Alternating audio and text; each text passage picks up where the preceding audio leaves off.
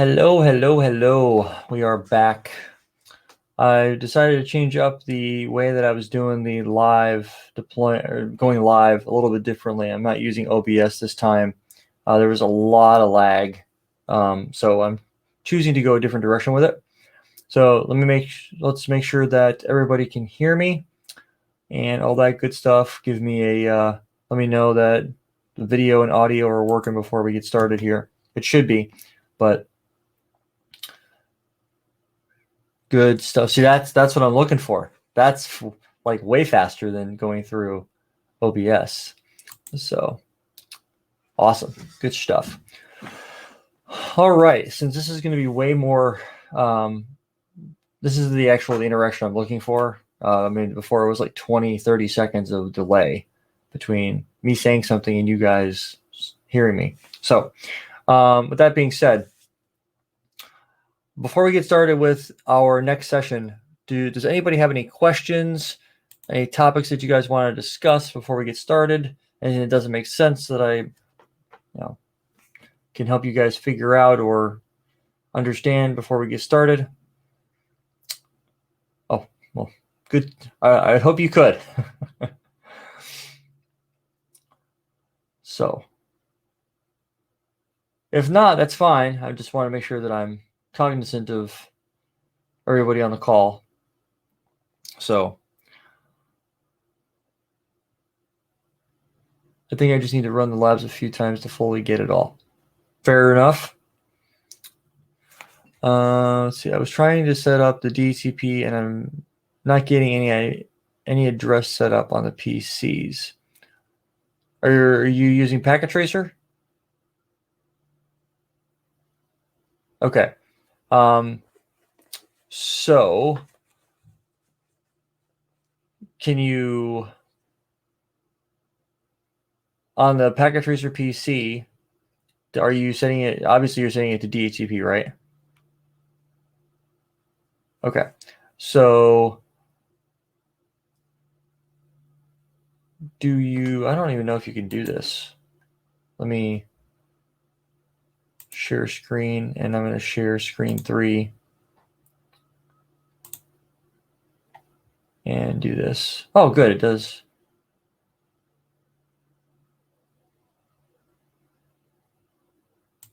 Okay, cool. After the exclusions, I did service DHCP. Okay. So I'm not even sure you can do this on this box.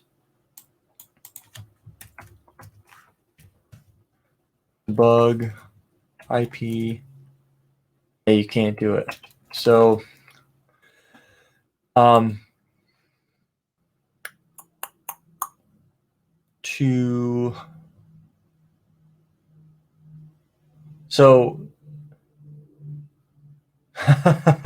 I was about to say, I honestly don't know how to. So there's a couple different ways that you can do it. So what I would recommend you do is make sure that the VLANs are across the are both set up correctly, and that the trunking is there, and that you can set a static IP address on your PC, and then try to ping your default gateway.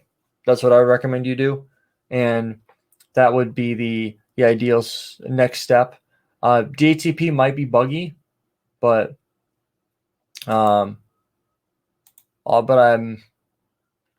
layer 2's got to be in place first, and if layer 2's in place, then DHCP should kick in.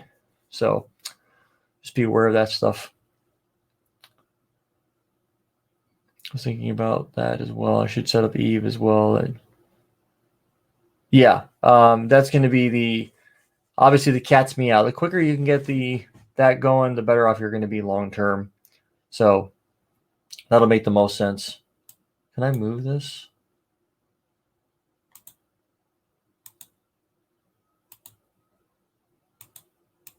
It won't let me move it.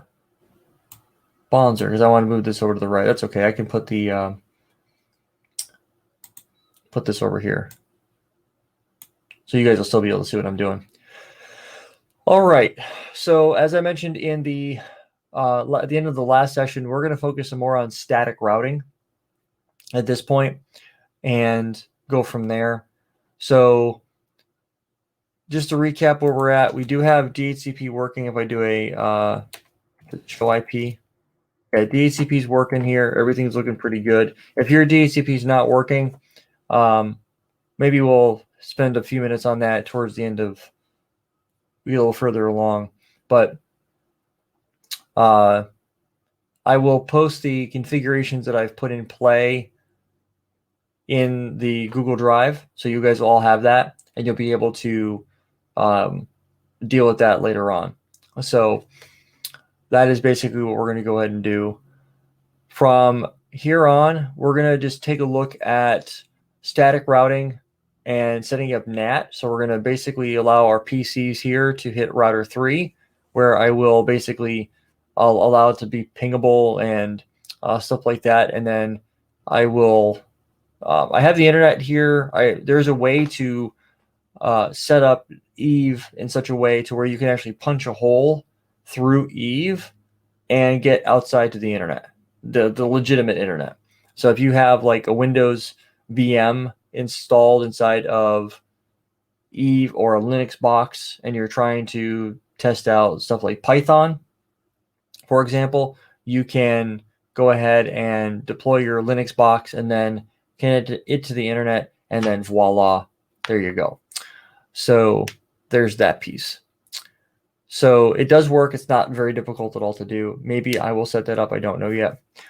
So what I'm going to do is we're going to talk a little bit about static routing. Is anybody here not comfortable with static routing? They don't understand the concept, or you struggle to get static routes to work and things like that? Trying to gauge the level of comfort here with what we've got going on before I move any further.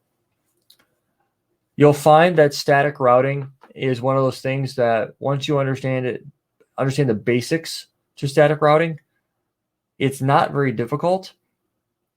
But what I do recommend people do is once you understand static routing, move away from it to dynamic routing. Because the reality of it is, if you do static routing everywhere, that's a lot. I get it, but I can't remember what types of static routes there are. Okay, yeah, we can dive into those specifics here, and I can lay out what they are. Because the nice thing about it is I have full iOS, so I can actually configure the floating static routes. I can configure the fully specified, the recursive static routes. I can take a look at all of those versions and show you what they look like, because they're all pretty much the same configuration. It's just there's certain aspects of each one that changes how they're what they're defined to be doing, and that type of stuff. So, so yeah, we'll get that squared away. And depending on how much time it takes us to get through static routing and the NAT, yeah, for sure, I have no doubt that there's little details like that mess me up too, and don't feel bad. It happens to the best of us. So we'll definitely be taking a look at how that comes into play at some point in the future. Let me see if there's... Okay, so anyway, with that being said, one of the things that I have done a lot in the deployments that I've done is what I've got set up here. And what I basically have set up here is I have my core switches, right? My core switches, my core distribution. So this will be my core distribution. I don't typically do a VLAN in between here. So I don't really configure a VLAN or put this port into a VLAN. Normally what I do is I convert this port, gig 0/3, to a routed port. And you might say, what's a routed port? A routed port is a port that you go underneath the interface config mode and you type in no switch port. When you type in no switch port, you convert that port to be a routed port. The only caveat with that is it must be done on a layer 3 capable switch. So if you've got a 2960 or a 2950 or some other type of port that does not support IP routing, then layer 3 ports won't work here. you will be stuck with doing it one of two different ways. Let me go ahead and do the whiteboarding down here at the bottom. Essentially, you have two different ways of doing this.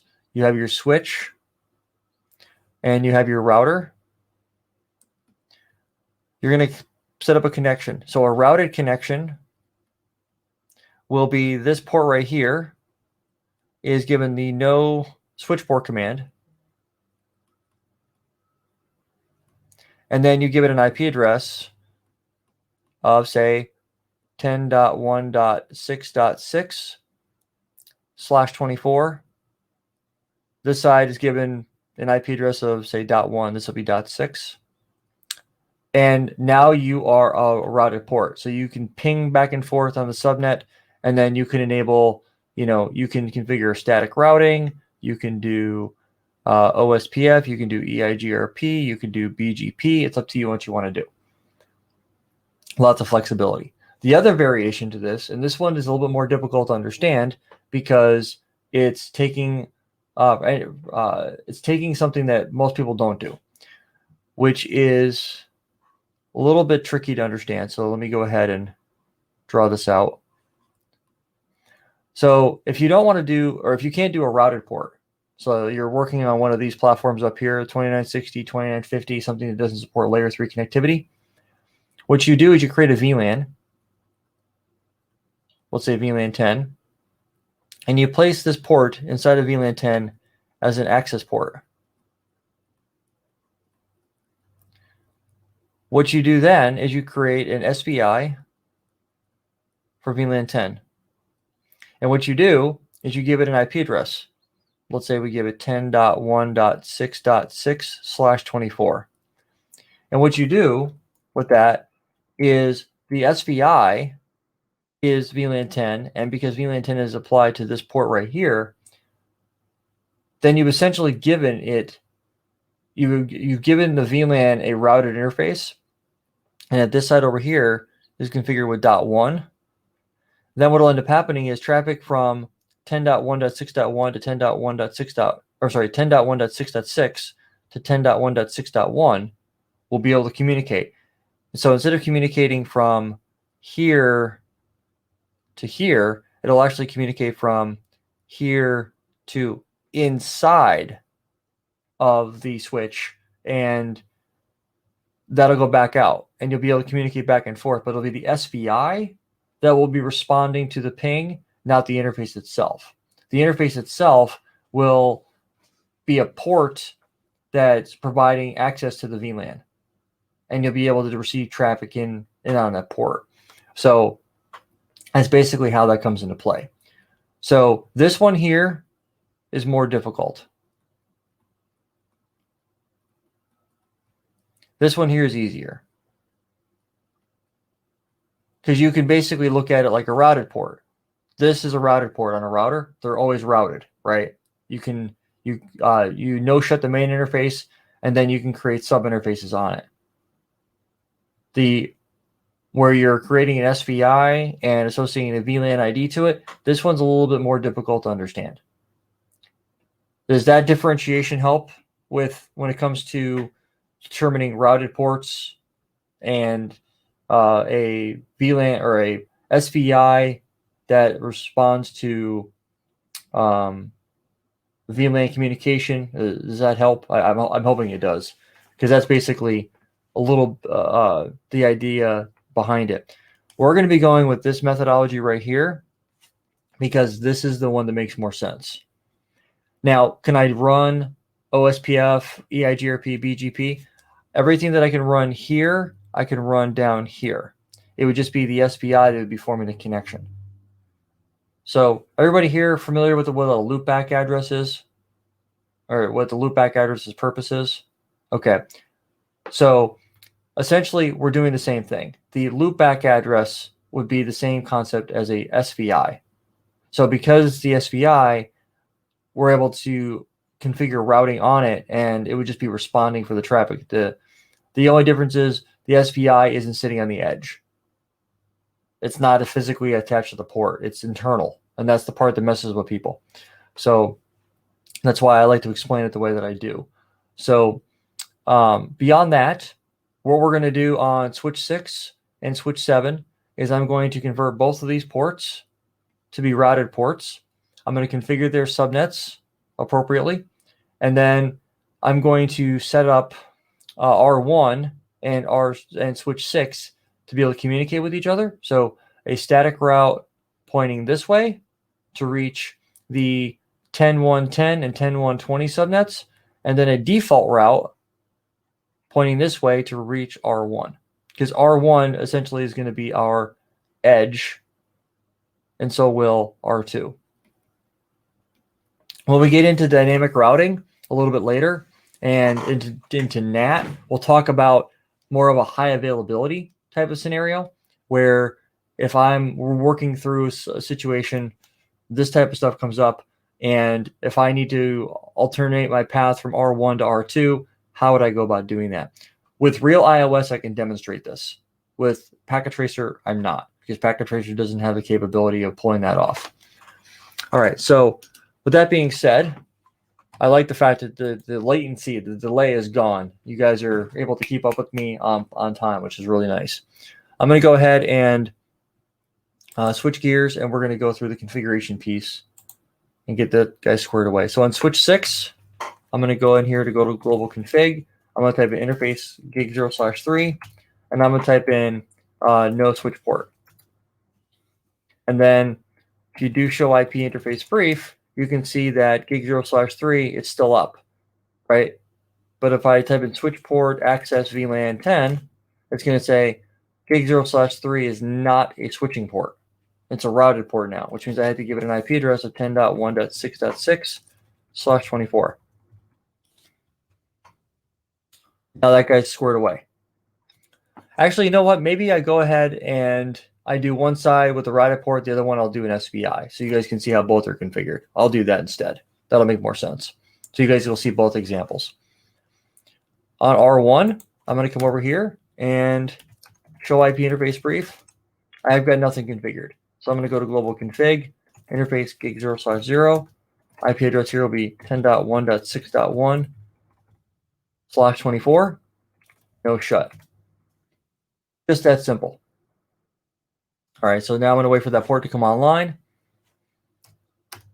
There we go. So now I have to go and do what? I have to set up my static routes, right? So if I do show IP route, will I be able to reach the 10.1.10 and 10.1.20 subnets from R1? I won't be able to, right? Why not? Can anybody explain to me why? Because let's play the technical interview for just a minute. If you could, in like a one sentence, why can't we reach 10.1.10 and 10.1.20? Any ideas? I think since there are not any in the same VLANs. Okay. No default route.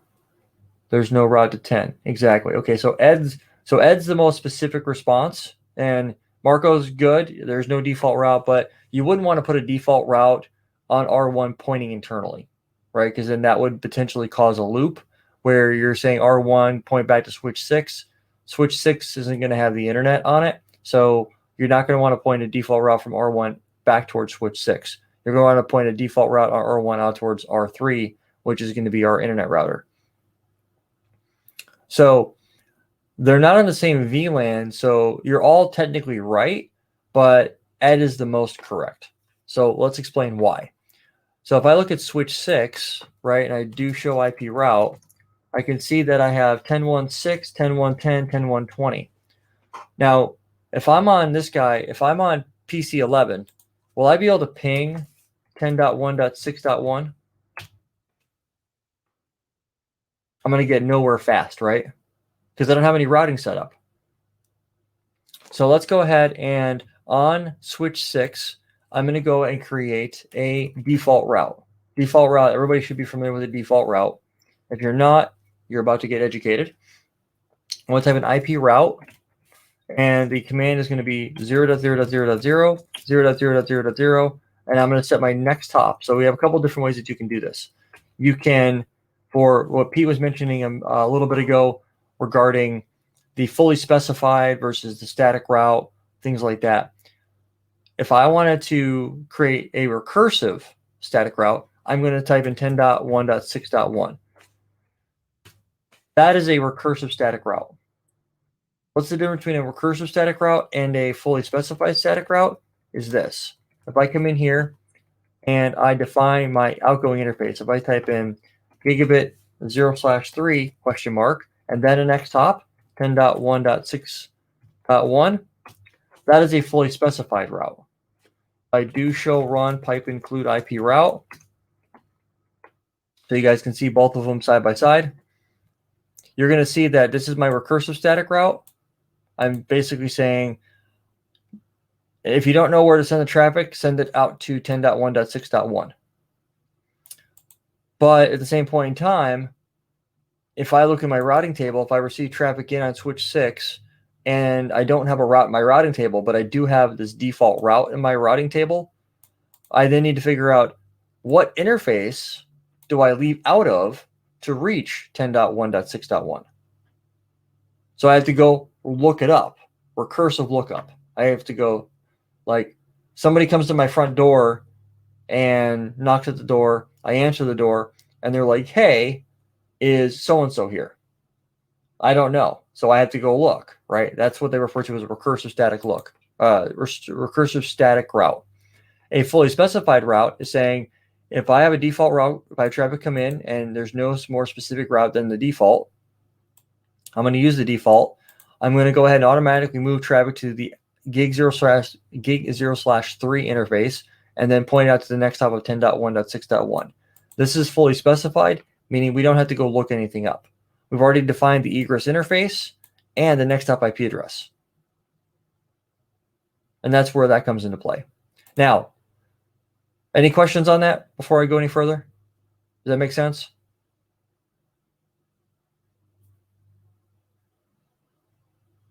Sure thing. Good stuff. All right.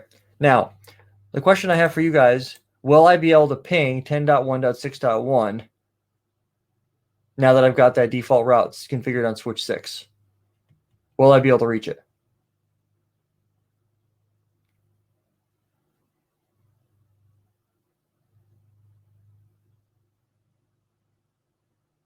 You should be able to reach it. Okay.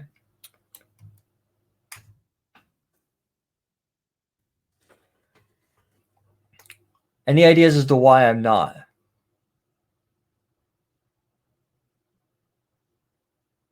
Any takers?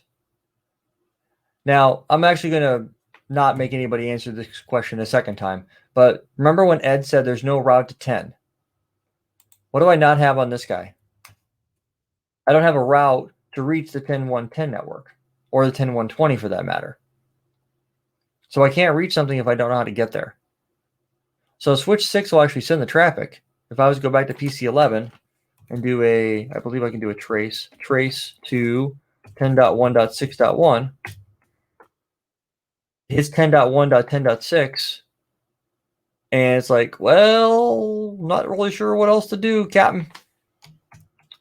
So what I'm going to do is on R1, I'm going to create a route, IP route, back to 10.1.10.0. You need a route to connect the 10 network. Wouldn't you also need a route from 10 to connect to 6? No, because if I'm on R, are you talking from the PC11 or out, or R1 to PC11 direction? Which way are you referencing? R1 to PC11. Okay. No, you wouldn't, because when you're on R1, you just need a pointer, because switch 6 is the layer 3 boundary for those VLANs. So because it's the layer 3 boundary, R1 just needs to say, in order to reach 10.1.10.0/24 and 10.1.20, point yourself to switch 6 or 10.1.6.6, and you'll be able to reach that. Switch 6 is the termination point for, or is the default gateway for those VLANs, and he has direct access to them. So you wouldn't need a route to get to here. You just need a route to get to here. And you're going to be pointing to switch 6 in order to get that.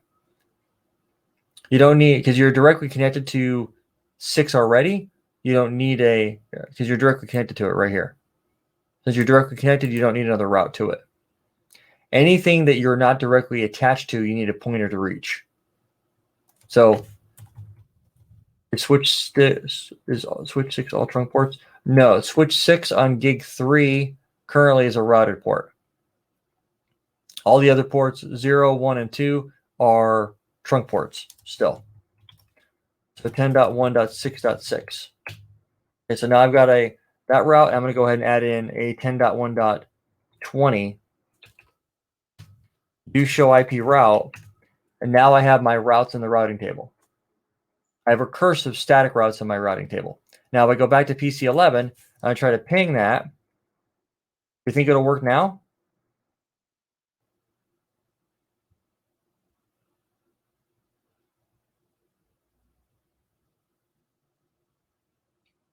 I like your confidence. Yes, of course it will, because we have pointed them to each other now. If I do a trace, it's going to get to where it's got to go all day long. It's able to reach its destination, which means now I can reach R1. Right now I have reachability to R1, and that's really the big ticket item here is we can reach R1. Because we can reach R1 means that other things will be able to work. So if we go to configure NAT, we should be able to reach R3, and after we configure NAT. We're not going to configure it right this second, but the concept applies. So let me do this real quick. Let me come over here. Let me right click on switch 6 and go to capture on gig 0/3. But open up Wireshark. Oh, the connection was abandoned. So in case anybody is interested in knowing about this stuff, it's basically going to try to SSH into my Eve instance. And what I need to do is close that out real quick and close this out. I need to open up SSH or PuTTY, and I need to connect to 10.255.1.30 on port 22 with SSH. And all I need is this.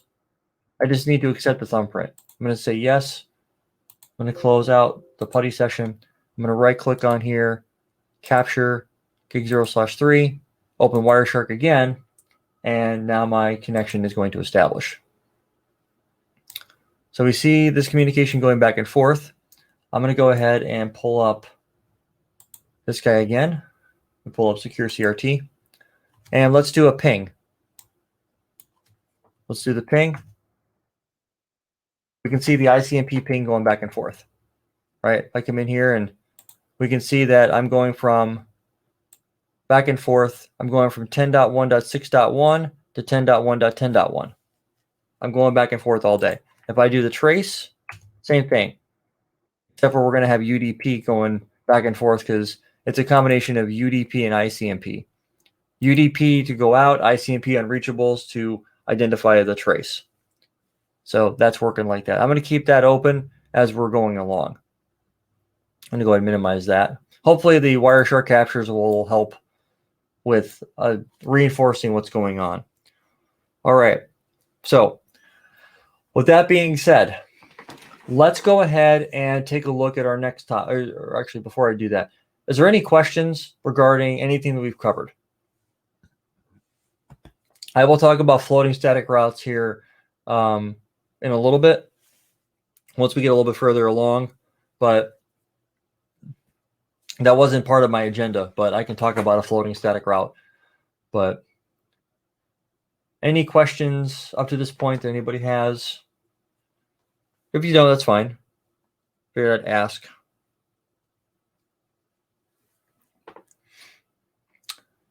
All right, doesn't look like there's any questions, which is super fine to me. I will continue moving forward. Okay, so you configure as a next hop the gateway port, right? So you configure as a next hop the gateway port. Yes, so I think you're referencing this. Yeah, so on switch 6, we configure a static route. We went and we converted gig 0/3 to a routed port. And then we went ahead and configured a couple of different default routes, right? I have a fully specified and a recursive static. So what you're referencing here is we configure, this is the next hop. That's the next hop, and that is what we're going to point to. In order to find that, we have to look in the routing table. With this one here, we don't have to look in the routing table because we were nice enough to our switch and told it what interface to send traffic out towards and the next hop IP address. But regardless if you do a fully specified or a recursive static, the next hop IP address needs to be defined. Now, there are some arguments that would say that I don't need to do that. I could just do this. And it says default route without any gateway. If not, a point-to-point interface may impact performance. Fair enough. But if I do show out run pipe include IP route, I'm going to have all three show up. But the one that I'm going to rely on is going to be this guy. They should all show up in the routing table as well. So the two that the one that you're going to see the most in production is going to be this one right here, the recursive static route. This guy right here will be the most common one you see because it's just pointing to a next hop. You look in the routing table, you go, oh, okay, that's reachable out this next hop, this outgoing interface. Let me go ahead and just move my traffic to that particular port and send it on its merry way. That's basically what's happening here. Does that answer your question? I hope so.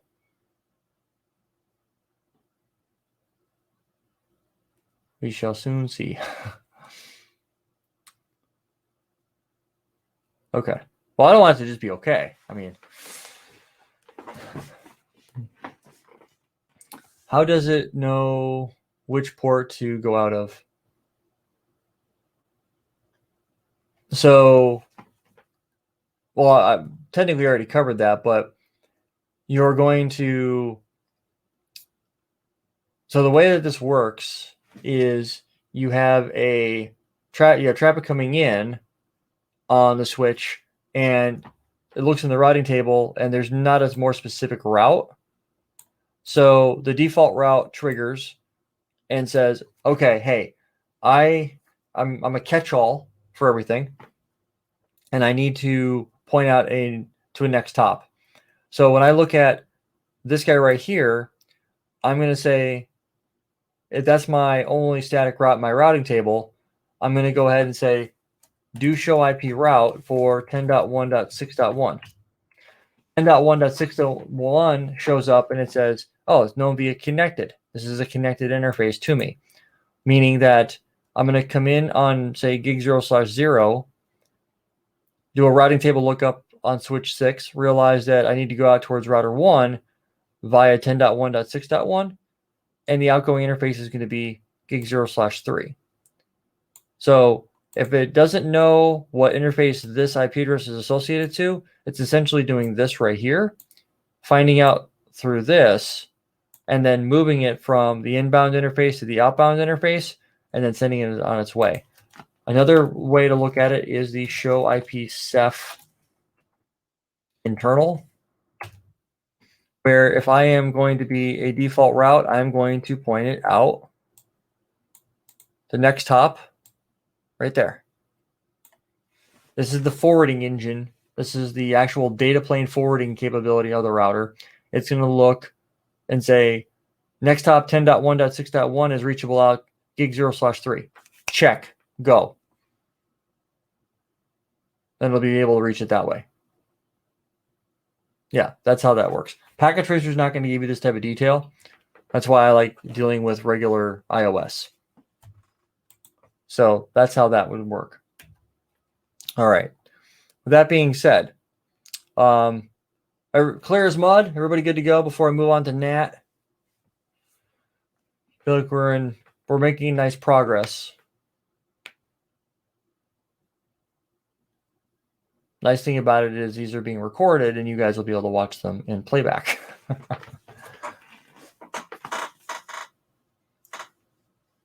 It's clearing some cobwebs. Okay. show IP Ceph. So Ceph stands for Cisco Express Forwarding. It's how the router actually moves packets through itself, or the switch in this case. It's actually the switching engine of the device. So you have the routing table that learns all the routes or populates all the routes. That's where you configure your static routes, or any routes that are going to be used to forward traffic throughout on the device are going to exist in the routing table. All of that information is downloaded into the Ceph table. The Ceph table is your forwarding engine, or what they commonly refer to, and I'm looking for the word right now, right here, fib. The fib is the forwarding information base. This is going to be the data plane portion of the router. This is how traffic moves through the box. So this is going to tell you exactly how something is being moved through a box. That's how that works. This is a little bit more of an advanced command, but if you're having problems trying to figure out why traffic isn't moving through the router, this would be a great way to identify that. And actually, let me clean up some of my static routing so that it's not so many of them. I'm going to remove the fully specified and the connected, because that can throw people off. I'm just going to use what most people are going to use, which is just the recursive.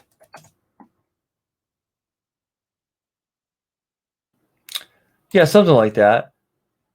Not exactly, but it's pretty close. Let me go ahead and do a show IP route now. We can see that we had a simple static route in the routing table. And if I show IP Ceph again, or if I do Ceph internal, you're going to see that the IP address for this guy is saying that in order to reach the default route, the outgoing interface is this. And that's how it's reachable. Connected to gig 0/3. And that's basically how that's going to work. It's really not that complicated. It's just a matter of once you know what next hop IP address is going to be used, it's actually easier to correlate it this way. It's easier to do a show IP route, figure out, okay, my default route is this. It's going out this next hop IP address, and then do a show IP route for 10.1.6.1. And it says connected via gig 0/3.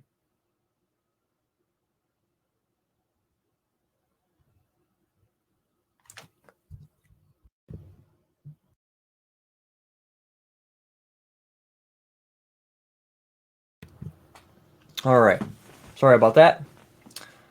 Anyway, so does that help clear everything up? Hopefully, maybe. I don't want to make it sound like it's super, super simple, but it really is. That's as complicated as static routing gets. There are a couple of more extreme scenarios, but I'm not going to get into them today. The one thing that I want everybody to remember is that the majority of things that you're going to see in production, most of the time you're not going to see static routes. You might see a handful here and there, but for the most part, it's going to be dynamic routing for any size environment. Any sizable environment, I should say. All right. All right, so I'm going to move on to NAT unless anybody else has a question or needs some clarity. If you type in IP route 192.168.1.1, would it throw an error? No, it would not. It should not. IP route 192.168.1.1. It doesn't care what the next hop IP address is. And do show IP route, it's just not going to show up in the routing table. And the reason why it's not going to show up in the routing table is because there's no interfaces on the router, or I should say on the switch, that have 192.168 associated to it. So if you type in any arbitrary IP address into your router or into your switch for a default route, the only way that that route is going to take effect is if there's an interface with that that subnet applied to an interface. That's the thing you got to remember. The interface has to be up, and it has to have an IP address associated to it. That's, so if we do show IP interface brief, you're going to see that these are my subnets: 10.1.6, 10.1.10, and 10.1.20. I don't have any 192.168. So the router's going to be like, yeah, sure, whatever. I'll take whatever you want to throw at me. I just won't use it until I add a interface that's got 192.168 associated to it. Go ahead and get rid of that.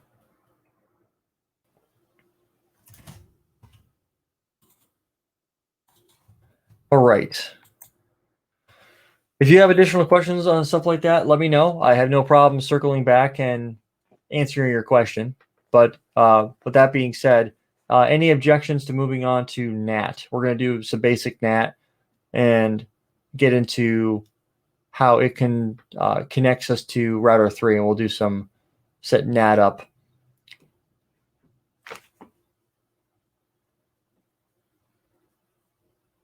If not, we can continue down this discussion. I'm fine with that too. I'm not trying to push you guys in a particular direction.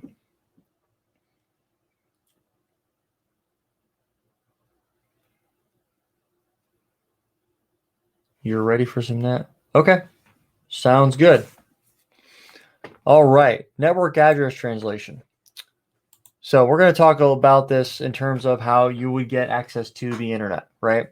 So there's a couple different types of NAT, and I'm not going to go through all the super specific details because I don't want to lose anybody. So essentially, when it comes to network address translation, what's the goal of NAT? NAT's goal is, part of the word is translation. So it's basically designed to take any RFC 1918 address space, so the 10/8, the 172.16/12, and the 192.168./16, and or anything private IP address, right? Any private IP address. I like to reference RFC 1918 because that's what it falls under. And it's going to translate those IP addresses into IP addresses that are associated to your outside interface. Say like 13.0.0.0/24. It's translating it. So if I have a router and I have my internet interface and I have my internal interface. Actually, let's not say internal. I'll say inside so that it looks different with the writing. And let's say I've got 10.1.10.0/24. Whoops, that's supposed to be a 4, not a 9. This is .1. Okay. And I have my internet. Internet comes out here, and I have 13.0.0.1 here, and I've got .3 over here. And let's pretend like this guy right here is the internet cloud. I'm no artist, so don't make fun of me. So how does the translation actually work? How does NAT actually do its job? Can anybody give me a high-level definition in your own words, like we talked a little bit about earlier? If you had to describe NAT, let's do a technical interview for just a moment. If you had to describe NAT, what is NAT's job to do? And how would it do it? If you don't feel comfortable throwing an answer out there, that's fine. You can stay quiet. That's fine. I don't want to make anybody feel uncomfortable. I'm just curious to see if anybody has a general understanding of how NAT works. We'll go through it here, but it takes the inside address private and output it into a public address. It's a good way of describing it, actually. Pretty good. Outputs a public address. Correct. Translates public IPs to private IPs and vice versa. Mapping inside addresses to outside addresses. Okay, you guys are all right on point when it comes to how NAT works, right? It's really not, it's nothing more than that. The one thing that I want to caution everybody on, and this actually helped me when I was studying NAT a long time ago. There was, I forget who said it to me, but the advice I was given, because I was trying to like, okay, how does it do it? And because I was like, you know, one of those nerdy type of people that wanted to know how the process actually worked. And I had somebody that was far senior to me say, Rob, it doesn't really matter how. It just matters that it does. I was like, okay, you know, and he was trying to bring me back down to earth in terms of my head in the clouds, trying to learn all this stuff and trying to make NAT bigger and badder than it actually was. Yeah, exactly. Exactly. I like that. There is no how, only do. Exactly. Like Yoda. There, do or do not. There is no try. So, with that being said, it's really nothing more than that. So there's a couple pieces of information that we need to provide to the router in order to make NAT work, right? And the first one is going to be what? We have to label the interfaces. So I'll say the int config. So on this side right here, we're going to type in IP NAT inside. And over here on the internet side, we're going to type in IP NAT outside. Very obvious definitions, right? Can I have more than one interface configured for NAT inside and outside? I can. But when you start getting into more advanced NAT configs, you are going to need to call in what they call a route map. And we're not going to be dealing with that today. We might look at that in an upcoming session, but and it won't be tomorrow. Route maps are a little bit more complicated and more of a CCNP level topic. We could talk about that at a later point in time. But if you have just an internal interface, or maybe you have multiple internal interfaces, maybe you're routing for a bunch of different traffic. If you're a router with a bunch of sub interfaces on it, like over here, then it would make sense to have IP NAT inside on all of your sub interfaces, right? And we'll take a look at that. We can set up NAT on R4 and R5 to demonstrate what that would look like. But for however many interfaces you have on the inside, if traffic is coming this way, IP NAT inside. So when the traffic is coming this direction, it's going to get translated from 10.1.10.10 over to 13.0.0.1. The NAT process is going to take care of that for us. We don't have to do anything fancy. This right here is a public IP address, right? It's reachable on the public internet, which means that the rest of the internet is going to know how to find that IP address. And because it's going to know how to find that IP address, that's going to be how traffic is going to go out to the internet and do something online. And then that traffic is going to find its way back to us. That's how that works. Pretty straightforward stuff, as you can see. The last piece to it is, there's two other pieces to this. The second, so this would be the first, is the interface configuration. The second is going to be an access list. The access list can be either a standard or an extended ACL. It's up to you and how you want to do it. I actually prefer extended ACLs because if I need to be specific on something, or I've got a particular use case in play, maybe I've got a site-to-site VPN set up and I need to exclude certain traffic from being NATable and allow it to go over the VPN, there's a couple of use cases that would come into play with that. But I typically like to use an extended ACL because it gives me more granularity. I'm an engineer, right? I don't want to just take the easy way out. Or you can use a standard ACL. It's up to you and how you want to do it. Either way will work. We're going to be using extended ACLs, but if you use a standard ACL, just make sure you're calling the correct subnet. 10.1.10.0, 10.1.20.0, each with a /24 mask. Voila, there you go. The third and the most important one is the global config. The global config, if you might imagine, is the IP NAT inside source command And I'm not going to type it all out because it's a rather lengthy config. But that's basically what's going to end up happening. You're going to IPNet source list, the access list name, interface, and then overload. Overload specifically is a key command that we want to talk about. Anybody know what overloading does? What overload's job is to do? Why we use the term overload? Not overlord, but overload. Any ideas why we use that?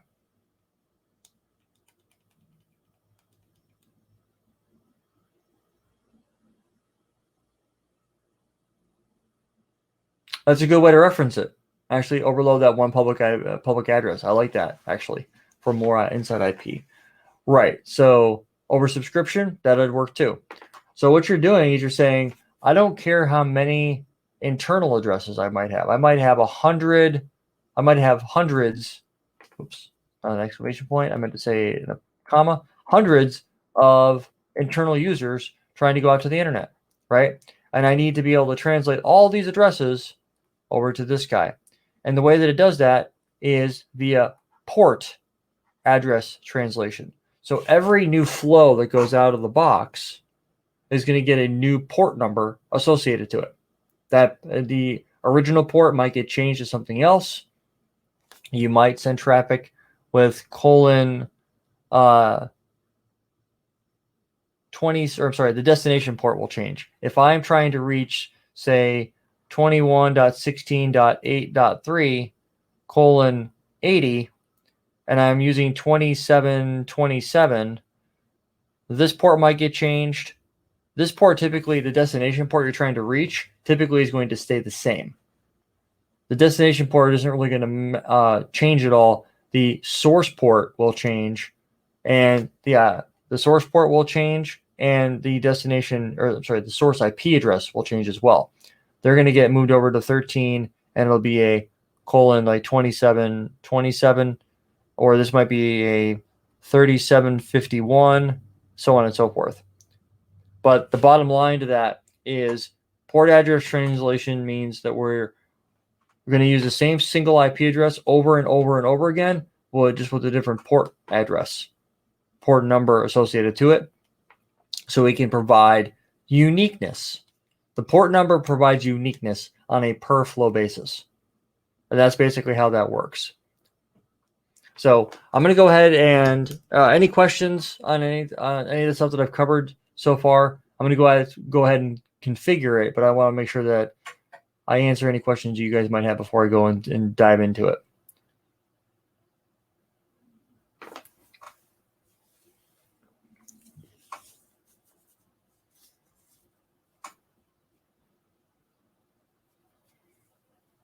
Anything that doesn't make sense.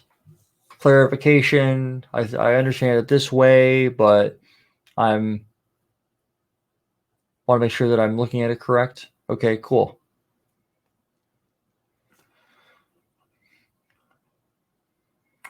Are you going to go over the default originate command? I will be, but when we get into EIGRP.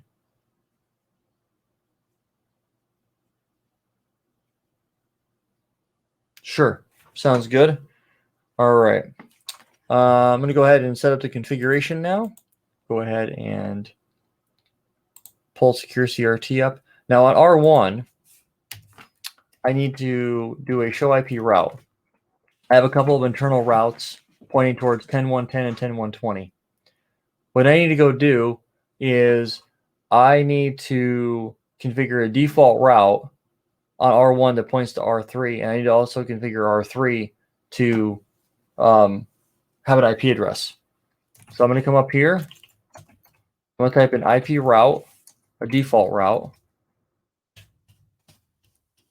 to 10. Or sorry, in this case here will be 13.0.0.3. And if I do show IP interface brief, you'll notice that I don't have any any interfaces configured with that IP address. So if I do show IP route, again, my default route won't show up in the routing table. So on gig 0/1, I'm going to type in IP address here is going to be 13.0.0.1/24. I'm going to no shut the interface. I'm going to do the exact same thing to R3 just to get him squared away. Type in interface gig 0/1. IP address here will be 13.0.0.3/24. And no shut it. And that's all I need. Give that a couple seconds to come online, and then we'll be able to move forward.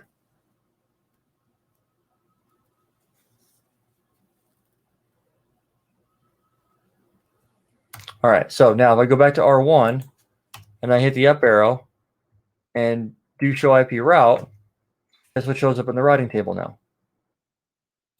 My default route. Because now I have an IP address associated to an interface that's been configured and is in the up state. Now I can go ahead and move forward with my configuration of NAT, because now I have an outside interface that I can tie to. Does that make sense so far? So that answers the question that was asked a minute ago about the other IP address. So I'm going to go ahead and move to this next step, which is going to be configuring NAT. I like to do things in a little bit of a different flow. The order that you configure NAT for PAT, which means that you're going to configure the interfaces, create the access list, and then apply the ACL globally with the IP NAT command. The order in which you do it is 100% arbitrary. You can use whatever order you want. You can configure the interfaces first, then the global config, then you can set the ACL, or you can do the ACL first, then the interface, then global config. The order doesn't matter. So I'm going to say the IP access list. I'm going to say extended. I'm going to say NAT. Something very, very obvious. I'm going to type in permit IP from 10.1.0.0, 0.0.255.255, or basically anything internally of 10.1, which is going to include 10.1.10 and 10.1.20. And I'm going to say the destination I don't care about. It could be anything on the internet. And that's it. That's all I have to use. I'm going to go ahead and exit out. Next thing I'm going to do is interface gig 0/0, because that's my inside interface, IP NAT inside. Now this is going to hang up for a second because the router is got to do some internal config. So that'll take just a minute for it to do its thing. And you'll see the NAT virtual interface 0 came online, and you're going to see that it's a CPU hog for doing that. All right, so now that that's done, I'll be able to go to interface gig 0/1 and type in IP NAT outside. Okay. Now my next thing, if I do show IP interface brief, you'll see now that I have an NVIO 10161. What I'm going to do now is I'm going to type in IP NAT inside source. So where's the traffic coming from that I want to NAT? What's the access list that I'm going to be calling? The access list name is going to be NAT. What interface do I want to tie it to? I'm going to be specific. I'm going to say interface gig 0/1, and I want to overload it. Overloading allows me to do PAT. And that's it. There's really nothing more to it than that. I'm going to do a show IP NAT translations. I don't have anything set up yet. So the next question is, what do I have to do in terms of connectivity? Do I need to configure any routing on R3? Do I need to configure any routing on switch 6? Do you think there's any additional steps that I need to go through in order to make this work, or do you think I'm good to go? And just to recap real quick, on switch 6, I have a show IP route. I have a default route pointing towards R1. On R1, show IP route. I have a default route pointing towards R3 for public access. And then I have two static routes internally pointing back towards switch 6 to reach my internal subnets. So any guesses as to whether or not this will work? If I was to ping, let me go on R3 real quick, and I'm going to say interface loopback 0, IP address here will be quad 8/32, so we can simulate Google. All right, so here is our test. Will this work? Sounds like it would work to me by that logic. It would be testing it anyway. Yep, 100% agree with you on that one. So I'm going to go ahead. I'm going to ping quad 8. See what happens. It goes out. I'm able to ping it. Now let's go to R1. Hit the up arrow a couple times. There I have my translations. I have traffic coming from 10.1.10.1 on port 30,585. It's being translated to 13.001.305.85. And my outside local and my outside global are both quad 8, basically internet reachability. So internally, I'm natting 10.1.10.1 over to 13.001. And it's working 100%.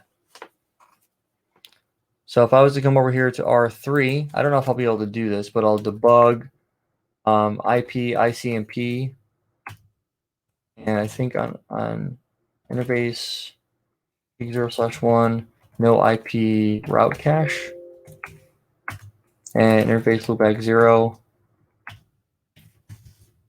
Let me go ahead and try that again.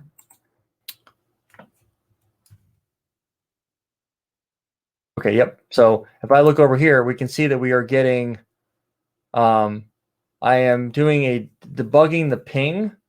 So we can see that we are echo reply sent with the source of quad 8 or the destination of 13.001. So we have end-to-end reachability, which is what we wanted to have, right? So this no IP route cache that I turned off on the interfaces is disabling Ceph at the interface level from being able to handle the processing. If I was to turn IP route caching on, I don't think the ICMP would respond. And what I'm doing is I'm doing a control plane check because the CPU of R3 is responding to the pings from PC11, and therefore it's going to allow the debug to trigger. So that's working. Now let's try from PC13. If I was to ping quad 8,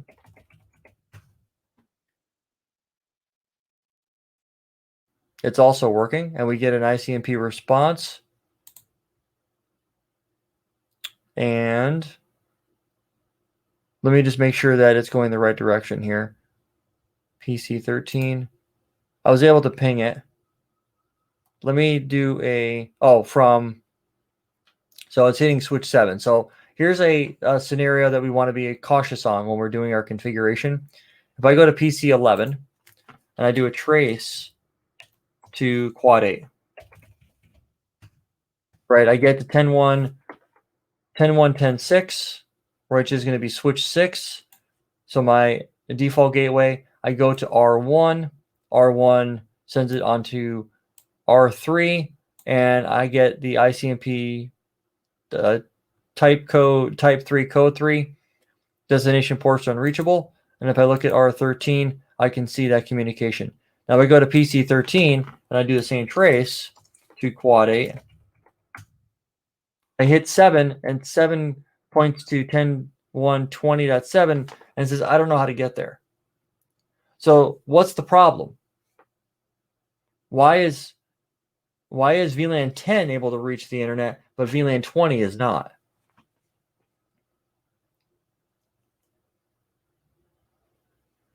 Any ideas? And if you don't, that's fine. We'll definitely show you what the problem is. No clue? Okay, fair enough. So the idea is that traffic is from PC13. PC traffic is going this direction right here. Traffic is coming up here and then going to switch 7. Have we done any configuration between switch 7 and R2 in order to get the static routing set up on here, or set up NAT to point to this guy, or anything like that? Have we done anything on switch 7 or R2 yet? Nope. Right. So that's one possible solution. We can go on. Let me go ahead and move my mouse out of the way. We can configure the static routing between these guys, set up a default route here pointing this direction. Can we do a route via switch 6? Okay. And Marco actually called out the other option. Or we configure HSRP on this guy here to be for 20, this to be the active forwarder. Because right now it's not. So if I was to go look back at HSRP and look at switch 6 and do a show standby brief, who is my active forwarder? 10.1.20.7, right?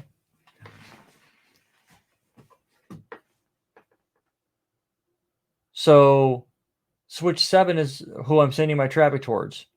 Is that the way that it should be? I mean, it really depends, but could I make an adjustment on switch 6 and switch 7 to make switch 6 the primary egress point and allow traffic to flow through switch 6 to R1 to reach R3? Sure. So there's a couple different ways that you can solve it. You can either adjust the HSRP configuration on switch 6 and switch 7 to make switch 6 the default gateway for both VLANs, or you can go on switch 7 and R2 and configure them identically to switch 6 and R1. And that's actually what you'd want to do. You'd want to have whatever you're configuring on these guys up here, you'd also want to have down here. We just haven't gotten that far yet because I wanted to make sure that I was walking you guys through this effectively so everybody's able to keep up and follow along. Or GLBP, that would work too. So you would obviously want to move whatever's here down to this guy. And that would allow for the communication to happen. And then switch 7 would be able to send traffic out, but it would have a different source IP address. We'd be doing NAT to 23.002 versus 13.001. So I'm going to test out both. Let's go ahead and I'm going to make the modification on switch 6. Do show run interface VLAN 20. Interface VLAN 20. I'm going to say standby 20. Priority is going to be 255. And then on switch 7, interface VLAN 20, standby 20, priority is going to be 60. So after a couple seconds, we should see them flip over where switch 6 will become the active forwarder. Show standby brief.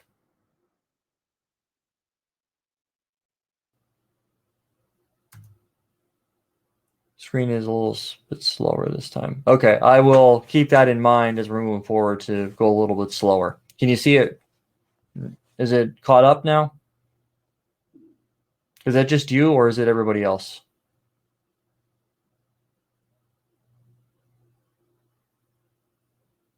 Okay. All right. So I will keep that in mind as I move forward to do things a little bit slower. So, but the recording will catch it for sure. All right. So now that I've got that in play and now switch 6 is the active forwarder. If I go back to PC13 and I hit my up arrow, get out to the internet, right? I hit 10.1.20.6. I hit 10.1.6.1, and then I hit 13.003. If I look at router 3, I can see communications happening. And if I do that ping again, I can ping all day long, which is what we want to see.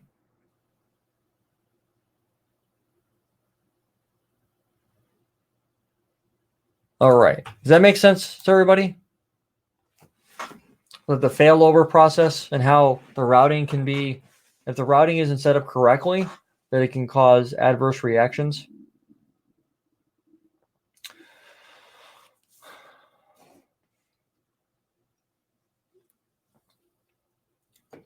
All right. Got it. As long as you're getting it, that's the key thing. All right. So what I'm going to do now is I'm going to go on switch 7 and R2. I'm going to do that SPI VLAN thing that I was talking about a little bit ago. I'm going to get that configured. We're going to configure our static routes like we did on switch 6 and R1. We're going to do that to switch 7 and R2. We're going to get them configured. I'm going to set up NAT on R2. I'm going to try not to go fast so that the screen keeps up with it. And if you guys have any questions, you can ask. And then I will revert the HSRP config back to the way it was, where switch 7 will be the default gateway for VLAN 20. And then we'll be able to send our internet traffic out towards R2 versus R1. If you guys have any questions at any point in time, go ahead and throw them in the chat. I'll be keeping an eye on it as we're moving forward. But on switch 7, we go ahead and get this party started. So do show, and I'm going to create VLAN 27 because I'm going to be sitting between 7 and R2. I'm going to use the subnet of 27 to do it. Excuse me. So I'm going to say VLAN 27.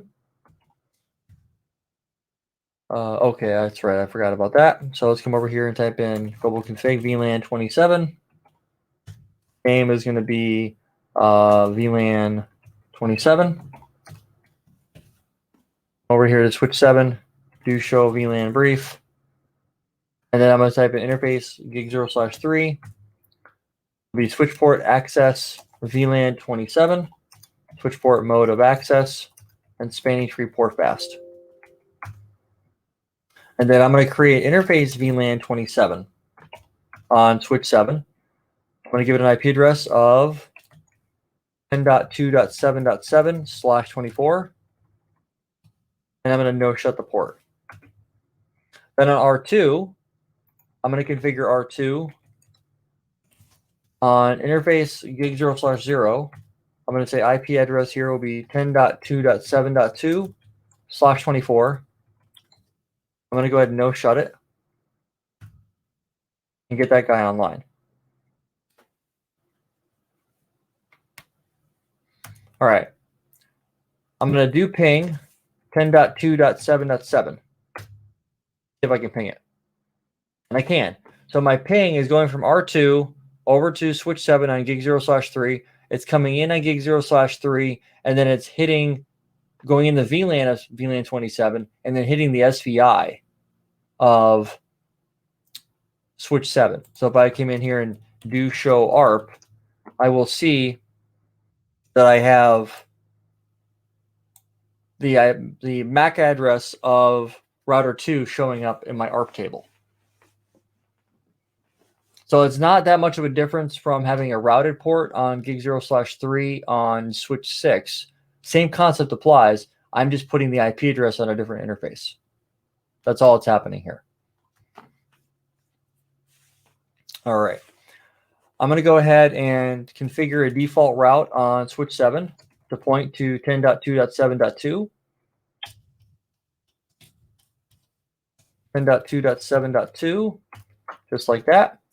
And on R2, I'm going to create a static route that's going to point back towards 10.1.20.0. So 10.1.20.0/24 to 10.2.7.7. And that's the config that I have in play. Now, what I'm also going to go do is I'm going to go back to switch 6, and I'm going to flip the HSRP back so that switch 7 is the active forwarder.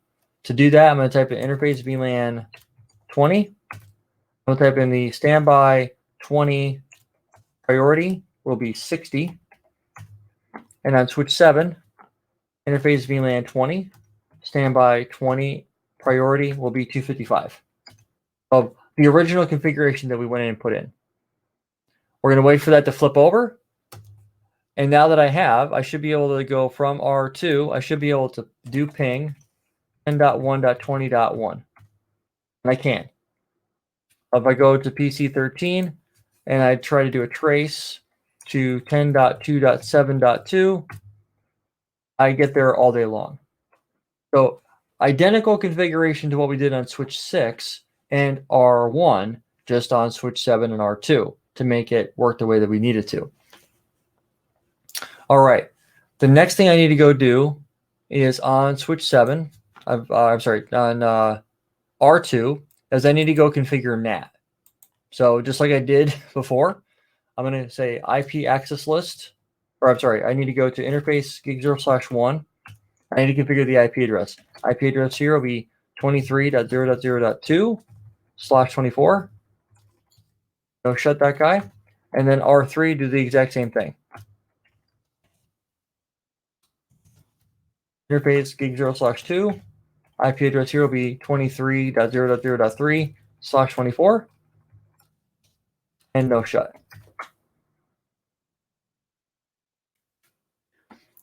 All right, now back on R2, I will configure a default route, IP route 0.0.0.0, 0.0.0.0 to 23.0.0.3. Do a show IP route to make sure that it's there, and it is. I am going to go to configure my NAT now, which is going to be IP access list extended, and call it NAT, and then a permit 10.1.20.0, 0.0. Or I'll go ahead and just throw in the 0.0, 0.0.255 to any destination. I'm sorry, a permit IP first and foremost. Now that I have the ACL configured, I'm going to go ahead and go to interface gig 0/0 IP NAT inside. We're going to give that a moment to do its thing, and we'll be able to get the config knocked out. It's interesting that you are using /24 on point-to-point links between routers. It is.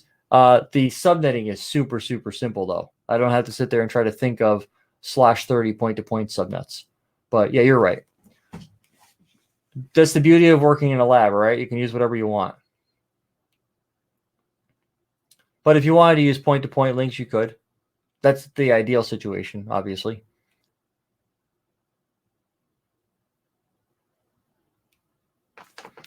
All right, so now that's done, I'm going to go to interface gig 0/1 and do the same thing. I'm going to IP NAT outside, and then I'm going to go IP NAT inside source list NAT interface gig 0/1 overload. All right, so now I go back to PC13 and I try to ping Google, I can reach it. And if I go to router 2, show IP NAT translations, I'm seeing a bunch of translations show up. So I've got traffic from VLAN 10 is going this way, and traffic from VLAN 20 is going this way. What do they call this, ladies and gentlemen? I should say gentlemen, because there are no ladies on this call. Any idea what they call this?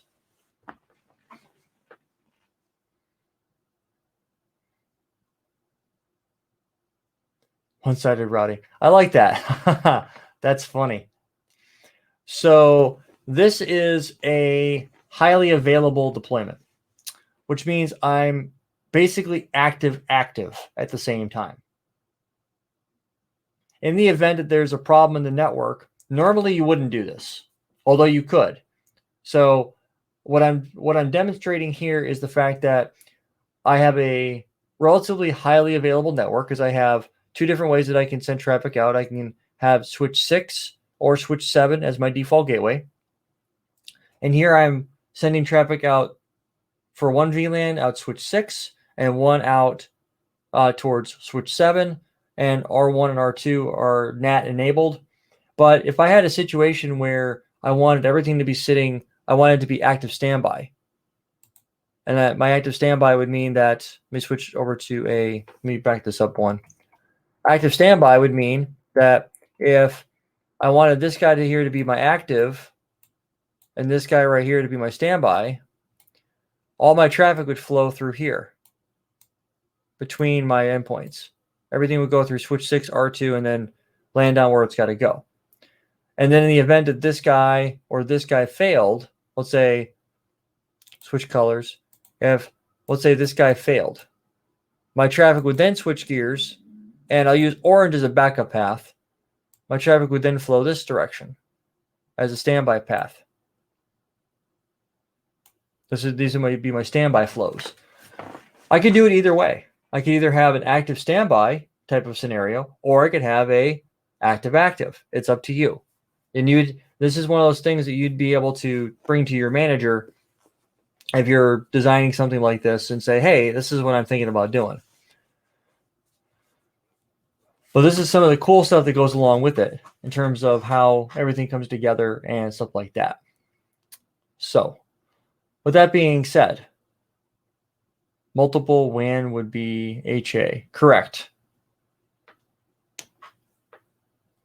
Highly available. Yep. And then you could scale this, right? You could have it scaled out, and you could have a number of VLANs terminating on switch 6 and a number of VLANs terminating on switch 7.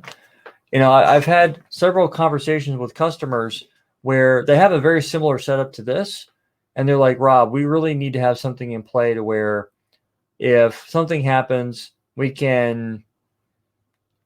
need to be highly available. And I don't want to sit there and you know, have users complaining that things are down and whatever. And I'm like, we don't have to be down. We can go ahead and you be highly available. And that's all what I'm about. That's the majority of the customer talk conversations that I've had. It goes in this direction. But if I want to have a active standby design, I can do that as well. It's really up to you, right? It's just how you configure it will change its operational mode. All right, so I've got NAT down, right? Everybody good so far? Any questions, comments, concerns, feedback?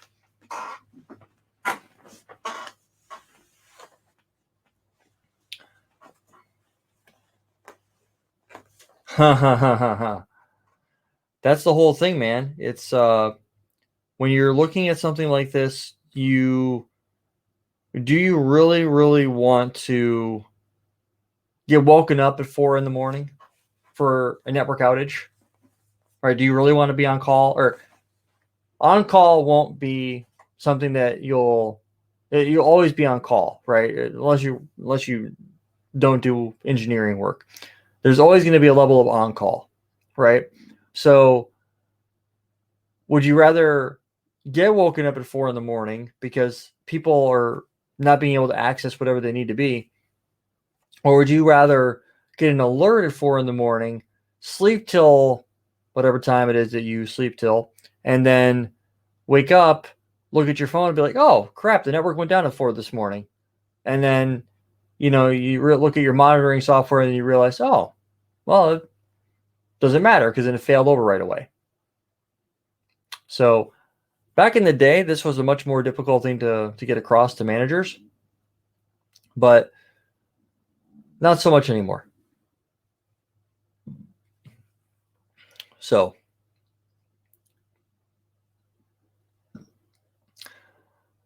if we don't have any other questions, we are at the point now where we can start switching into EIGRP, or I'm going to leave it up to you guys. We've been going at this now for 3.5 hours.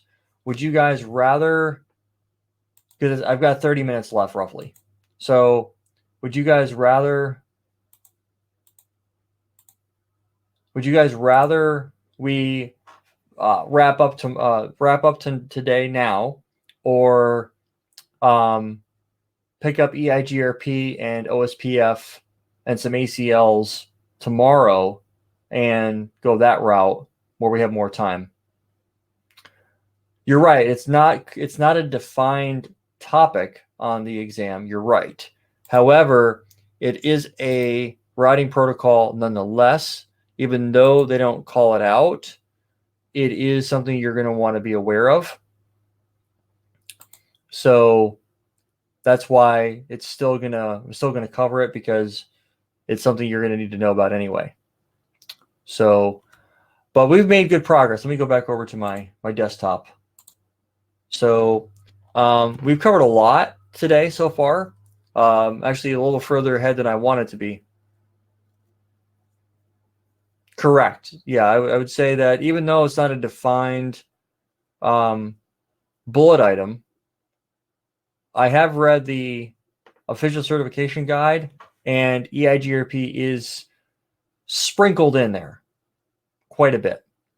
So we'll definitely talk about that. And the reason why I'm giving you guys, I'm probably going to just call it here in the next few minutes, just simply for the fact that I think we would need a dedicated piece of time to go through both EIGRP and OSPF and understand how they work at a high level, and then get them working.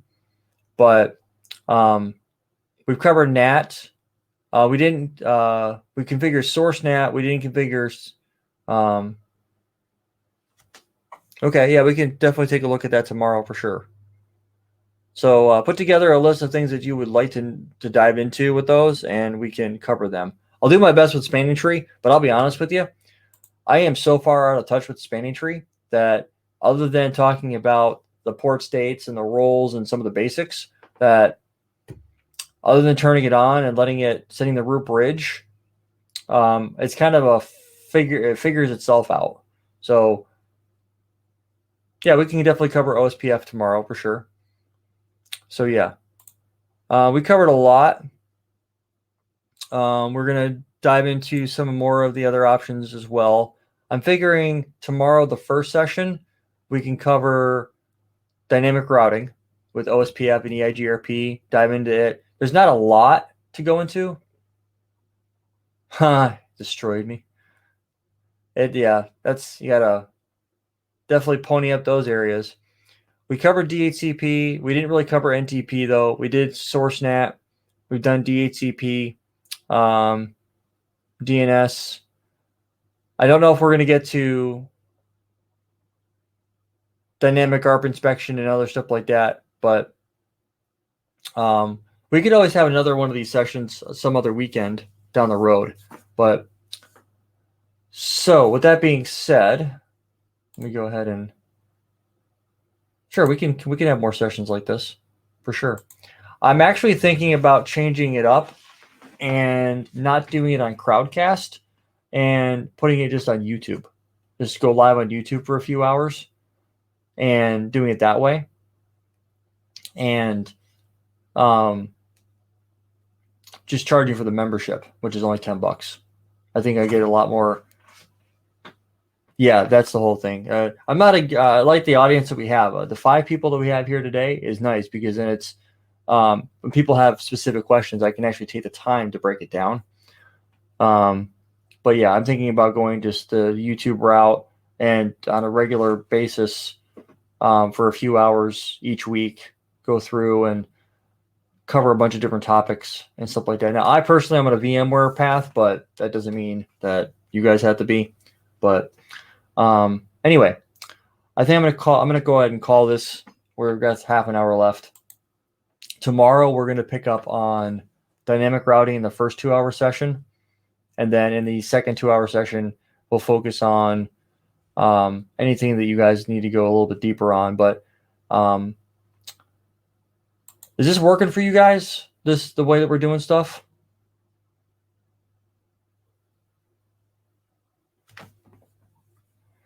Let's see. Do you lab using? Yes, I do. I do labs using vSphere a lot. I'm actually doing a deep dive on NSX right now, and I'm loving it. That's the direction I'm going. Will you be also doing sessions like this of VMware? Yeah, I mean I can do. The only problem with doing it on VMware is it takes a lot longer for things to happen. So I'd have to time it to where if I'm going to do a particular thing like install this or turn that on, I'd have to be cautious about my timing and stuff like that. But because I wouldn't want to just sit there as I'm watching something spin and install, that would take forever. But yeah, it's good stuff. Anyway, you guys were awesome. Thanks so much for stopping by and hanging out with me. We will definitely be doing this again in the future. We'll do a tomorrow session as well, 1 to 5:30, same time frames, and all that good stuff. What I will be doing is I'll take the configurations that I've already put, and I'll put them into Notepad docs in the Google Drive that I shared to you guys, and you'll be able to download them and basically dump them into your devices. So I highly suggest you guys get Eve because Packet Tracer sucks, especially for some of the issues that I've been seeing lately of it.